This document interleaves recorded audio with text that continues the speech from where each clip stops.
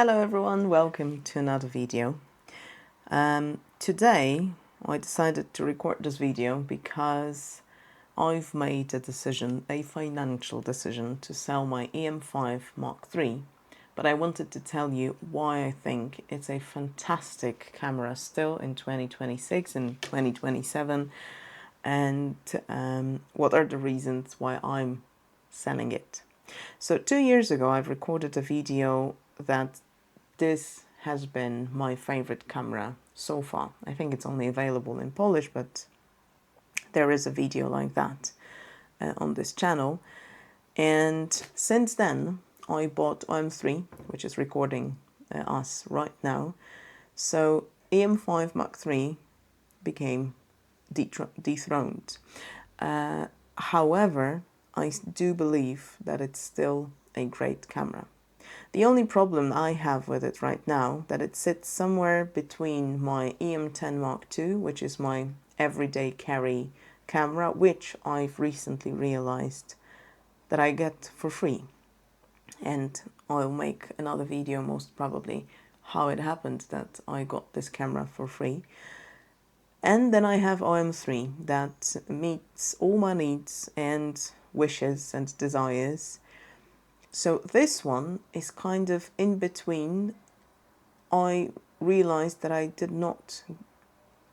was not taking it anywhere with me anymore. The only reason I still had it or was still using it was here at the desk when I was making some videos from my desk. So I've made a decision that it's not easy because I like this camera a lot, but because I need to collect funds for the computer that I needed to purchase, I decided to sell it, and financially it makes more sense to sell this camera than EM10.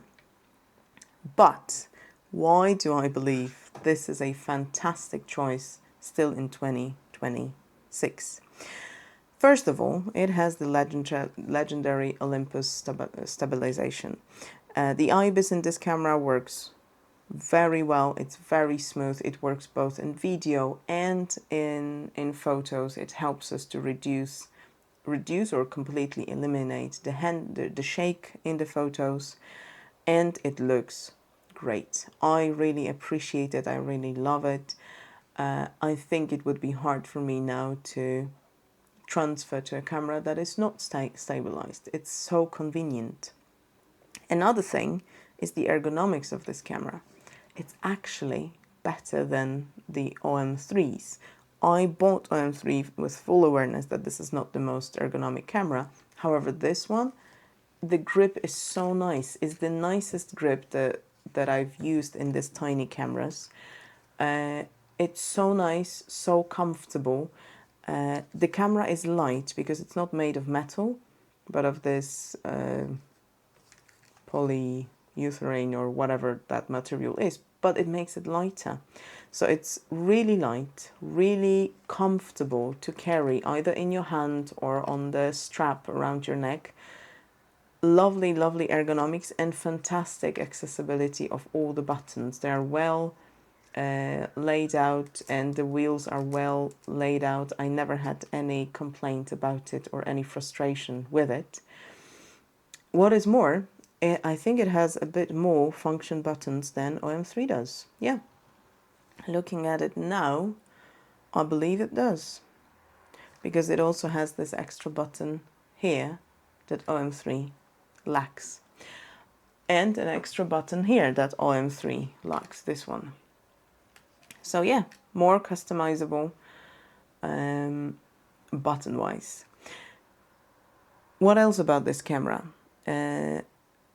It is weather sealed. There are seals all over the camera, so you can comfortably use it in rain, in snow, in dusty areas. I've used it not so much in the rain, although I did use it in some light rain as well. I've used it when it was snowing and the snow was covering the camera, and although it did make me a little stressed, but it was in my hand because the camera, nothing happened to it. Of course, you need to have weather sealed lens as well for it to fully work, but nothing happened to it. it worked like a charm. So this is a wonderful, wonderful thing in this little camera, that it has weather sealing. And because it's not such an old camera, the weather sealing should be still fine if you buy it right now. What is more, this camera has really decent autofocus. It doesn't have all the bells and whistles of EM1 Mark II or OM3, so it doesn't have animal detection, it doesn't have train detection or whatever, bug's legs detection, but the autofocus works really, really well. It's snappy, it's fast, it works great in the video. That's why I was using it mostly for the videos. So if you have seen videos that go out of focus, it means I was recording it either on EM10 Mark II or that I was using 9-18 lens, which is quite slow and it doesn't keep up with the camera. But the camera itself, autofocus, fantastic. And speaking of autofocus and extra functions, it also has this brilliant, brilliant function of pre-capture. Pre-capture meaning that you half press the shutter button and it records in a loop a number of frames of your choice before you press the release button, and then you have a choice from these 10 frames before you took the shot. So it's fantastic, especially if you shoot fast moving subjects like, I don't know, birds that are, you want to catch the moment when it flies away. This is brilliant, brilliant function that none of the cameras in this price range have. So that's another thing that is absolutely great in this camera.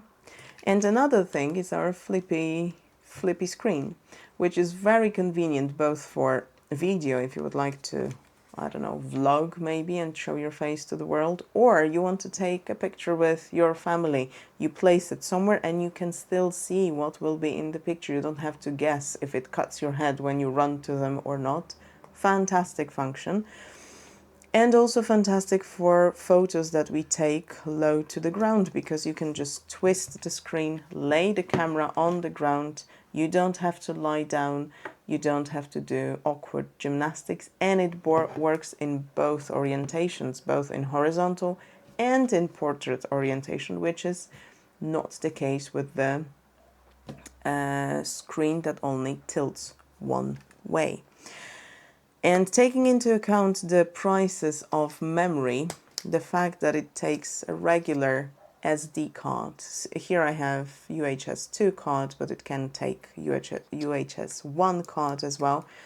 The fact that it takes this SD cards, not these, oh, I don't even remember the name of them, CF Express cards, it's also quite valuable, I would say.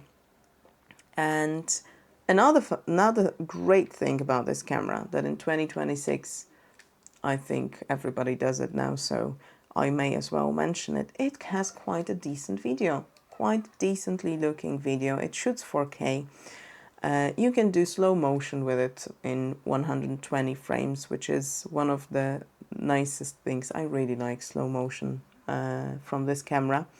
And it has a regular mic jack. So this is really cool because you can have voice recorded with this camera. You don't have to synchronize anything. You don't have to record it externally. All in one. You record everything in camera. Fantastic. So, and it is the biggest reason why to get it in 2026, especially on the used market, because I don't even know if you can get it new. Probably not, is the price. It is really cheap. It's in the price of EM10 Mark IV, and it offers so much more than EM10 Mark IV. So you can get dirt cheap this camera, because it was never used for professional uses. It will not be too tired or too damaged or whatever. Of course, always check what's the shutter count, the seller. But fantastic choice. If you want to, if your child wants to start photography, great choice. Beautiful little camera that will not make a kid tired, with nice screen at the back so they can start using it as they know how, so as a phone. Really, really great choice. This price makes this camera, I think, one of the greatest bargains that we have now on the used market. So that's it for today. Please let me know what you think of E-M5 Mark III. In today's economy and world, I think it's a great bargain. Really, really great choice. It's a bit cheaper still than OM5, and there's honestly very little change with OM5, the first version. Maybe a bit more with OM5 Mark II, but with Mark I, I don't think it's worth more money. So yeah, please let me know in the comments what you think, and see you in the next one. Bye.